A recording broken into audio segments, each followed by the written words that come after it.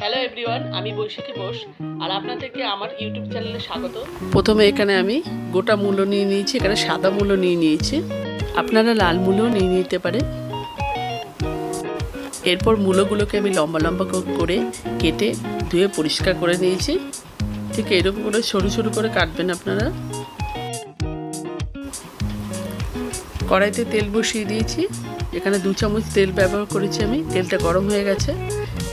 এরপর 1 চামচ কালো জিরে দেবো আর দিয়ে দিলাম 1 চামচ সর্ষে ফোড়ন। এখানে আমি সাদা সর্ষে ব্যবহার করেছি, আপনারা কালো সর্ষেও ব্যবহার করতে পারেন, তাতে কোনো অসুবিধা নেই। এরপর একটা শুকনো লঙ্কা ফাটিয়ে দিলাম।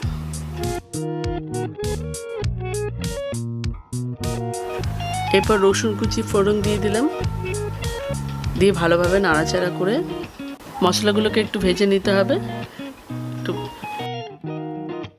এরপর মূলোগুলোকে দিয়ে দেবো, আবারও ভালো করে নাড়াচাড়া করে নিলাম। নিয়ে 1 চামচ হলুদ গুঁড়ো আর আন্দাজ মতো নুন দিয়ে দিলাম। এরপর অল্প একটু নাড়াচাড়া করে ঢাকা চাপা দিয়ে দিলাম। এরপর ঢাকা খুলে দেখছি যে মূলোটা সিদ্ধ হয়েছে কিনা। আরেকটু সিদ্ধ হবে, এই জন্য তার জন্য আরেকটু ঢাকা চাপা দিয়ে দেব। এরপর 5-7 মিনিট বাদে আমি ঢাকনা খুললাম, আবারও নাড়াচাড়া করে নিলাম, দিয়ে কিছু চেরা কাঁচা লঙ্কা দিয়ে দিলাম। এতে গন্ধটা খুব ভালো আসে আর একটু ঝাল ঝালও হবে, ভালো লাগবে খেতে। আমার প্রিভিয়াস রেসিপিগুলো ওপরে আই বাটনে ক্লিক করলে দেখতে পেয়ে যাবেন আপনারা, আর তাছাড়া ডেসক্রিপশন বক্সে আমি লিঙ্ক দিয়ে দিচ্ছি। এরপর ঢাকা চাপা দিয়ে দেবো, মূলোটা একটু ভাজতে হবে।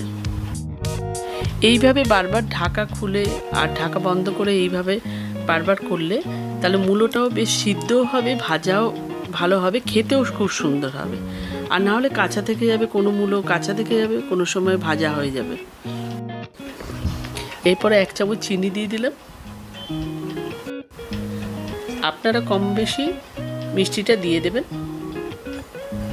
যারা মূলো প্রেমী, মানে মূলো ভালোবাসেন যারা, তাদের লোভ লাগছে তো আমাকে কমেন্ট করে জানাবেন যে আপনারা কিন্তু কমেন্ট করছেন না, এটা খুব অন্যায়। আর সাবস্ক্রাইব করে দেবেন চ্যানেলটাকে, লাইক তো করবেনই, এগুলো কেন বারবার বলবো। দেখুন বন্ধুরা, আমার রান্নাটা রেডি হয়ে গেছে এবং নামানোর আগে আমি ধনেপাতা দিয়ে পরিবেশন করব। ঠিক এইরকম দেখতে হবে, গরম ভাতের সাথে তো জমে যাবে। আর শীতকালের এই মূলো এত সুন্দর লাগে, এরকম মূলবটি আপনাদের খুব ভালো লাগবে আশা করি। এটা দেখতেও যেমন সুন্দর হয়েছে, খেতে তো দারুণ লাগছিল, আপনারাও বাড়িতে বানাবেন। এরপর প্লেটে সার্ভ করে দেখাচ্ছি কেমন হয়েছে দেখতে। ভালো লাগলে লাইক করুন আর চ্যানেলটা করে দিন সাবস্ক্রাইব, এবং সবার সাথে শেয়ার করবেন। এবং আমার রেসিপি যদি আপনাদের ভালো লাগে সেটা কমেন্ট করেও জানাবেন।